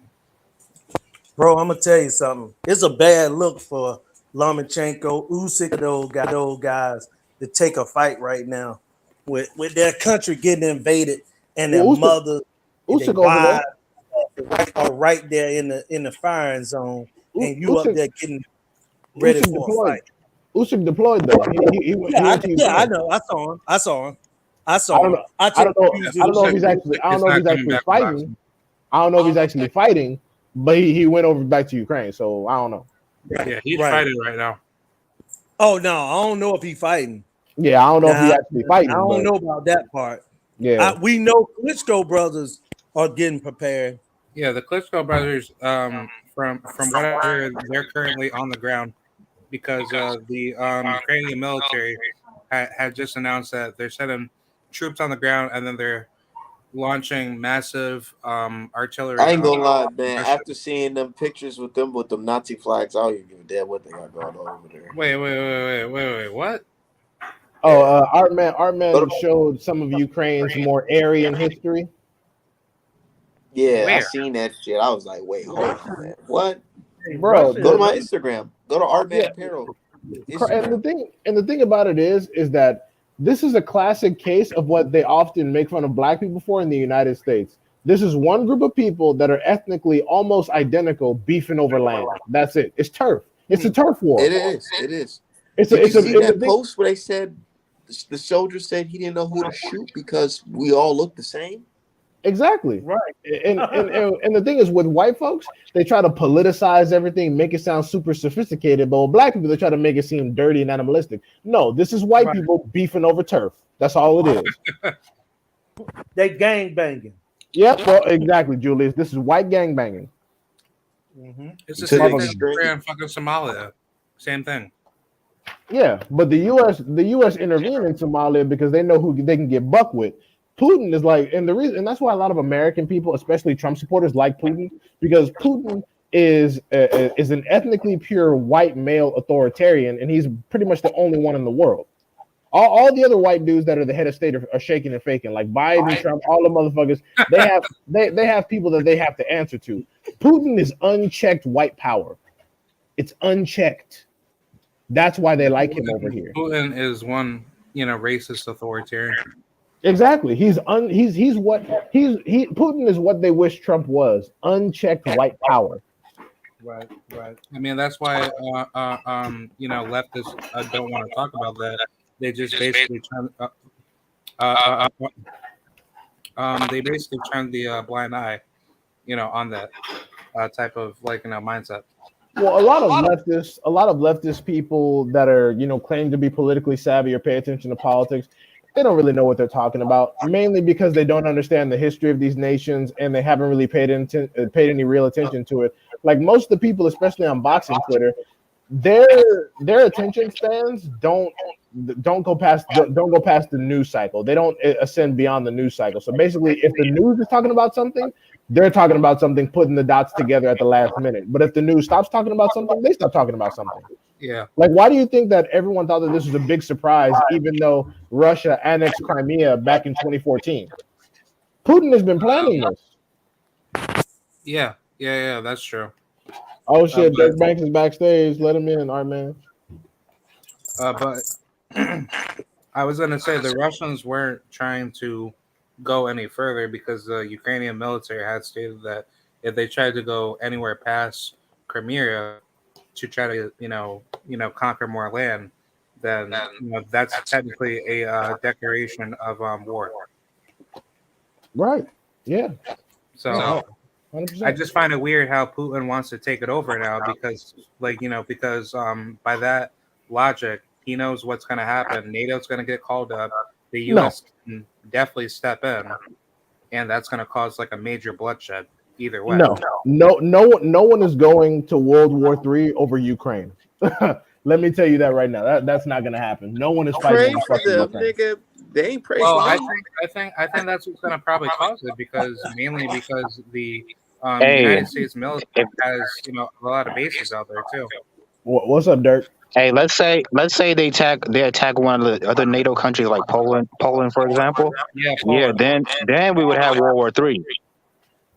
Because Poland has a mutual protection pact with NATO, but that's not a guarantee because the mutual protection pact is only as enforceable as the countries that are signed to it say it is. So if nobody jumps, if Poland needs assistance, then that is what it is. But personally, I don't think that either side is going to really risk all of that. We have soldiers in Poland right now. I'm pretty sure we got some stationed there, so we have no choice. No, the United States always has a choice because we had forces in Ukraine, and what happened? We withdrew them. So the United States always has a choice. It's just a matter of how deep you want to go for Ukraine. But one thing that makes Ukraine strategically valuable is that it's on the Black Sea. The Black Sea is a major trade port, and the Russia's key trade is energy. And their economy is hemorrhaging right now because a lot of people, especially because of the COVID restrictions, are relying less on fossil fuels and other energy sources because they're remaining at home. So no one's driving. The price of oil has been crashing, so Russia's economy has been stagnant. They need this. Yeah, so they're doing that mainly due due to their resources getting low.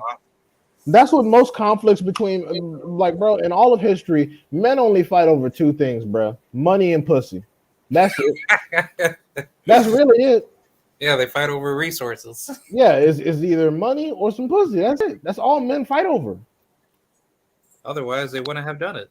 Exactly. If money and pussy didn't matter, there would be no war. Well, what are we fighting each other for? It'd be nothing. Yeah. Yeah, Cozy, we're already doing that. I mean, even countries in the European Union are sending Ukraine weapons, but I mean, honestly, this is really just Putin claiming back his old territory because Ukraine was a Soviet satellite for most of the 20th century. That was since 1922, by the way. Yeah, so I mean, I'm not saying that I agree with what he's doing, but Yeah. Ukraine and Russia were once whole, and now he Yeah, wants but that prior to to that, happen again. I was gonna say prior to that, Ukraine was its own, medieval land at one point in time. But Well, it wasn't called Ukraine at the time. yeah, It was an amalgamation of some of those Balkan, Central East European countries like Yugoslavia, yeah, Czechoslovakia, yeah, Slovenia, all of yeah, that mixture. yeah, because Yugoslavia was its own country until about the late 1900s, right?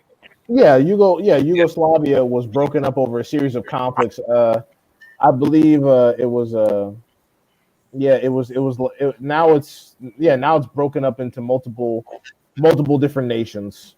Yep. Serbia won, right? Serbia, yeah. Yeah, but I believe Yugoslavia broke up into, was it Serbia or Croatia? Serbia, Yeah. Czech Republic, and Croatia, and I think Slovakia or Slovenia. Yeah, so Ukraine used to be among that mix until it finally separated itself. Yeah. Yeah, So now just- now it divided into Croatia, Slovenia, Macedonia, and then Bosnia and Herzegovina, all that shit. I thought Macedonia has always been its own country. It has, but it was incorporated into the Republic of Yugoslavia for a while. Oh yeah. So Alexander the Great's people have been destroyed. I mean, they had been taken over by by the Romans and by the Spartans actually Yeah, before that's that. what I was just about to say. Yeah, Also, at one point Sparta controlled the entire Peloponnese. yeah, they did. The Mongolians could have done it too. Yeah, and that's why I was saying the last show. The reason why some people say that a lot of Central Asian or Eastern European individuals from Russia, Kazakhstan, etc., look kind of Asian like Bivol and Triple G, and that's that Mongol blood because the Mongol Empire was spread. The Mongol Empire was spread so far across the entire region that there was a lot of admixture in all the population. So that's why they'll say, oh, some people like Bektar Melakuziev and Bivol and Triple G look kind of Asian. That's why. Yeah. No, man, I just know I know a lot about a little bit, and I was a real history buff in school. I took AP US, AP European, and AP World History in high school. So I like history. Yeah, And I love history. History is especially important for Black people when it comes to approaching politics. If you don't know the history, you're going to fuck up all the time. It's the same reason why people run their mouths and don't understand boxing because they haven't done any actual research into the history. A lot of the shit we're seeing today has happened before. That's why we get so mad about it. Man, but have y'all seen somebody get their money refunded though? I've never seen from that the bet? before. The fight between Lennox Lewis and the fight Lennox Lewis and Oliver McCall, people got refunded their money because Oliver McCall had the nervous breakdown in the ring. Yep. A lot of people sued Don King. They started giving back funds. Interesting because that shows you how promoters are. That Oliver McCall in the psych ward like a month or two before the fight, you know what I'm saying? And somebody found him on the streets, you know what I'm saying, cracked out, and still went through. Also, oh, we can't hear you, Julius. Oh, you could. There Yeah, you your go. mic was cutting out Yeah, constantly. yeah, you're back now. Hey, it's all Yeah, I good was because saying that. Yeah, hey, McCall. I gotta end the show in about 5 minutes here, but y'all can keep on cooking. Okay. Oh, okay. Yo, Yeah, Artman, I I was got a gonna say that. question. But didn't David Yeah, Hay get a refund too? refund for those fights. The second fight with Lewis was because he was in a rehab about a month and a half before that fight. Someone and went to the psych ward because he was cracked out. And someone found street. You were supposed to be getting ready for the fight. Don King went through with it, and after he started in the ring and all that, people sued him, and so they started getting refunds back. That's the only time I really seen refunds, back for a fight. Didn't that happen with David Hay though? Because I forgot which one, but he won a fight and then got on there running his mouth talking about how much money he made because like he told people to bet on him and shit. No, I don't remember that one. Quite Okay, yeah. possibly, it might have been one of those European fights. Yeah, he was running his mouth real tough about how much money he made. Like everyone made a lot of money, including me, on this fight because I said I would end it in the third or some dumb shit, and then I thought people got their money back off that because he talked too much. Possibly. David Haig had a lot of quit in him too. You know what I'm saying? David Hay I'm had a lot of quit in him. I'm not gonna lie. When I became a David Hay fan when Chisora was talking that shit at the club and he cracked his ass over the head with that bottle, I was like, oh hell yeah, that's what I'm talking about. Hey, sound like Kel Brook would known those club fights. Matter of fact, he almost got killed in the club fighting. Oh shit, I didn't even hear Kel about Brook got that. stabbed out. You remember that? Damn, Kel Brook got stabbed. Yeah, Really? he almost died. Oh shit, I don't remember he got stabbed. Damn. Yeah, this was Kel some Brook years got a back. mysterious Do life, your man. research. Shit, Do Kel the Brook. research, find out what it was. But he got stabbed, I believe, in the stomach, abdomen, Damn. somewhere, I mean, he was out in a minute. Damn. Anyways, well, let's. I guess we should all dip out before we get cut off abruptly because our man will just be like, all right, the Yeah. show over, clip. Yeah, I Hang gotta on, dip. I are gotta we dip coming back because after the fight? but don't worry, we about to be back on for the fight. Oh, In about Oh an hour yeah, and a half. yeah, Yeah, yeah. Trust me, we got Yo, a post retirement party. So y'all yo, tune but in we for the have show. to We're do gonna like do it a at watch 8 o'clock. party tonight. all right, for We're sure. gonna do that. I'll What see you time the now, fight start? man. 8 or 9? 10 o'clock. 9, right? 10 o'clock. Wait, 10 it started at o'clock. 10. I'm on CT time. Yeah, so that's gonna be like in like 1 hour. Yeah. Okay, so like 1 hour from now. All right, bet. Well, we're gonna run it All back. right. All right, for sure. Okay. See y'all at the fight. Yes, sir.